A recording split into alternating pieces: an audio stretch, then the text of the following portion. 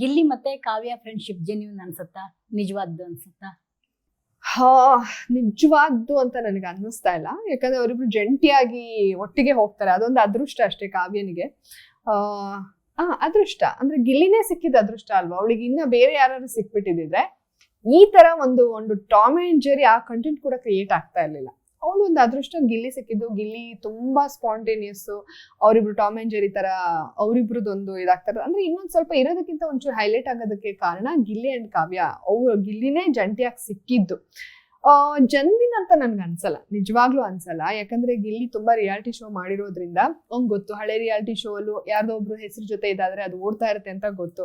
So ಅದಕ್ಕೆ ಅವ್ನು ಮಾಡ್ಕೊಂತಾನೆ ಅಂತಾನೆ ನನ್ಗೆ ಅನ್ಸೋದು ಹೊರತು ರಿಯಲ್ ಅಂತ ಅನ್ಸಲ್ಲ. ಬಟ್ ಆ ಹೋಗ್ತಾ ಹೋಗ್ತಾ ಆ ಪ್ರಾಸೆಸ್ ಅಲ್ಲಿ ಅವ್ನು ಏನ್ ಮಾಡ್ತಾ ಇರ್ತಾನೆ ಅದು ರಿಯಲ್ ಆಗಿ ಕಾಣ್ಲಿ ಅಂತ ಆ ಲೆಟರ್ನ ಬಿಟ್ಕೊಡೋದು ಎಲ್ಲ ಮಾಡಿದಾಗ ಆಬ್ವಿಯಸ್ಲಿ ಅವಳಿಗೆ ನೋಡಿ ಬಿಟ್ಕೊಡ್ತಾ ಇದ್ದಾನೆ ನನ್ಗೋಸ್ಕರ. ನಾನಂತೂ ಎಲ್ಲೂ ಬಿಟ್ಕೊಟ್ಟು, ನನ್ನ ಅಶ್ವಿನಿ ಅಷ್ಟು ಇದ್ ಮಾಡ್ತಾರಲ್ಲ, ನನ್ನ ಆಟ ನಾನು ಯಾವತ್ತೂ ಬಿಟ್ಕೊಟ್ಟಿಲ್ಲ.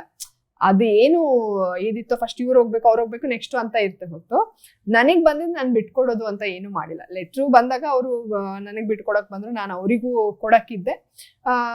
ಅವ್ರು ಯಾವಾಗ ಅದೇ ತಂದೆ ಪ್ರೀತಿ ಅಂತೂ ಇದೆ ಅಂದಾಗ ಅದ್ ನನ್ಗೆ ಓಕೆ, ಹೌದು ನನ್ನ ಮಗ ಚಿಕ್ಕವನಿದ್ದ ಅದಕ್ಕೆ ನಾನು ಇಸ್ಕೊಂಡೆ. ಅದು ಬಿಟ್ರೆ ನಮ್ಮ ಆಟ ಬಿಟ್ಕೊಟ್ಟೆಲ್ಲ ಏನು ನಾವೇನು ಮಾಡಿಲ್ಲ.